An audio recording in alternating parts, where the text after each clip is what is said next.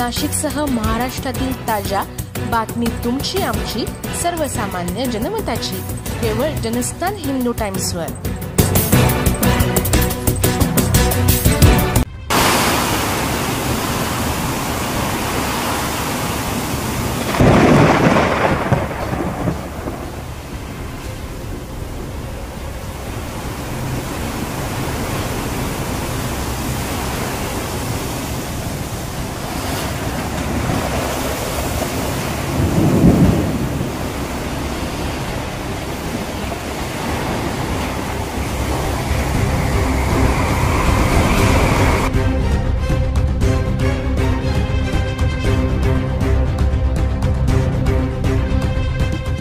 पिंपळगावमध्ये वादळाचा कहर, शेड उडाले, झाडं कोसळली, मोठं नुकसान।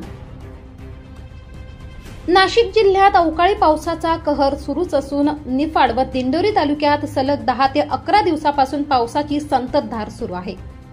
मात्र मंगळवारी पिंपळगाव बसवंत परिसरात हवामानाने थैमान घातले। सायंकाळी 5च्या सुमारास पिंपळगाव बाजार समिती परिसरात अचानक वादळी वारा आणि जोरदार पावसाने हजेरी लावली। या वादळात बाजार समितीच्या परिसरातील शेडवरील पत्रे तब्बल अर्धा किलोमीटर पर्यंत उडून गेले, तर अनेक झाडे उन्मळून पडली। याशिवाय काही ठिकाणी विजेच्या ताराही तुटल्या आहेत, त्यामुळे वीज पुरवठा खंडित झालाय। वादळाने इतकं रौद्र रूप धारण केलं की संपूर्ण परिसरात चक्रीवादळ असल्याचा भास झाला।